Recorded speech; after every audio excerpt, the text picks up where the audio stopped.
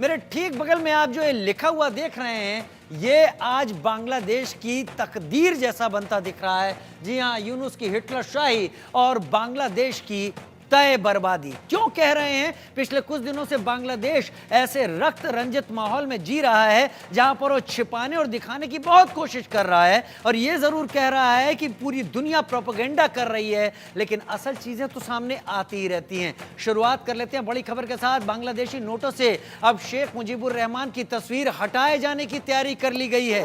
नए नोटों पर लगेगी जुलाई आंदोलन की तस्वीर, नए नोट पर हिंसक प्रदर्शन की फोटो लगेगी। जी हां, वो प्रदर्शन जिसके जरिए शेख हसीना की सरकार को उखाड़ फेंका गया था, जुलाई के हिंसक प्रदर्शन की फोटो लगेगी।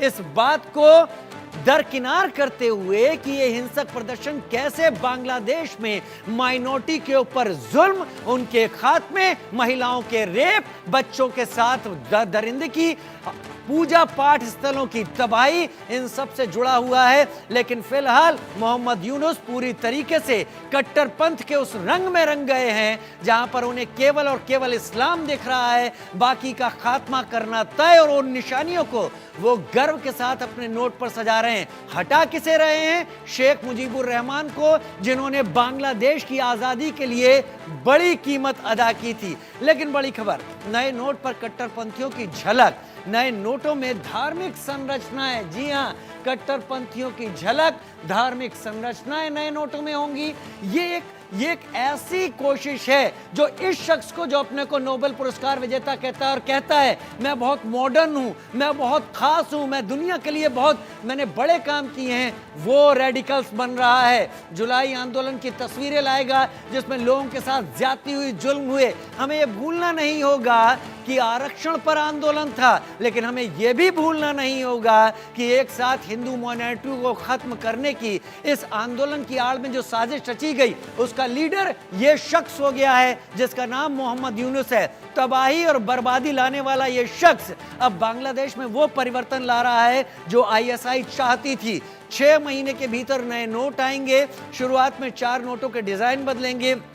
ये बांग्लादेश का अंदरूनी मामला हो सकता है, लेकिन नफरत को अपने लिए सम्मान की जगह बना लेना, ये कोई मोहम्मद यूनुस से सीखे। खत्म होती माइनॉरिटी, तबाह होता वहां पर हिंदू समाज। जो 22% था 1971 में, आज वो 8% आ गया है। कितना बेहतरीन समाज बांग्लादेश में तैयार हुआ है कि 8% को भी वो 2-3% पर लाना चाहते हैं, और हर वो कोशिश कर रहे हैं जिससे या तो कट्टरपंथी हिंदुओं को मार के खत्म कर दें, या इनके घर लूट लें, या इनका धर्मांतरण करा लिया जाए।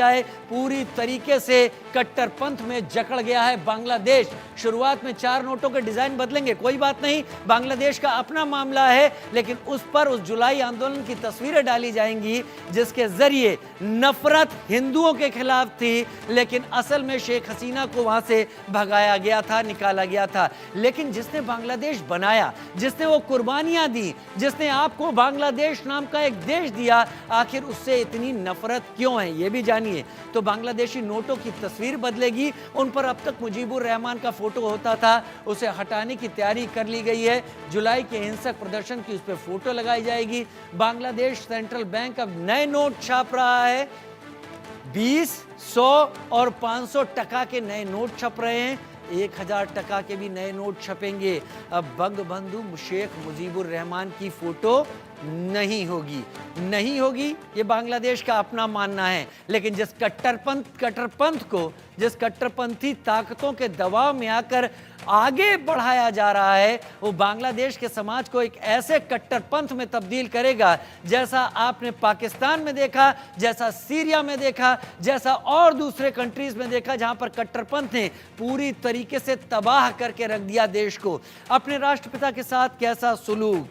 मुजीबुर रहमान की पुण्यतिथि अब नहीं मनेगी। शेख मुजीबुर रहमान का जन्मदिन नहीं मनाया जाएगा।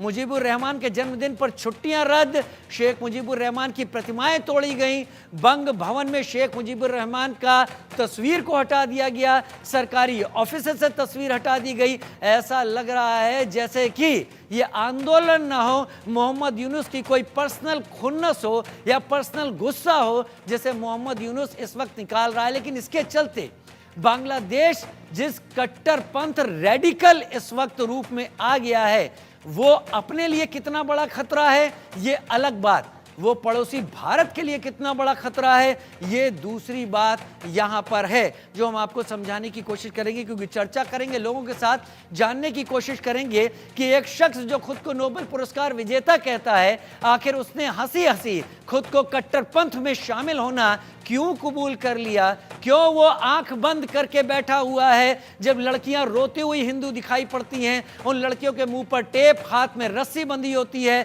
बाकी सारे के सारे कट्टरपंथी वहां पर तक तो हंस रहे होते हैं, या फिर रेप हो रहा होता है, या हत्या हो रही होती है, या हिंदुओं के मंदिर तोड़कर तबाह किए जा रहे होते हैं, तब कोई आगे बढ़कर नहीं कहता कि आज समाज बराबरी का है, सभी धर्म एक शिक्षा देते हैं, बांग्लादेश में सभी धर्मों को पनपना चाहिए।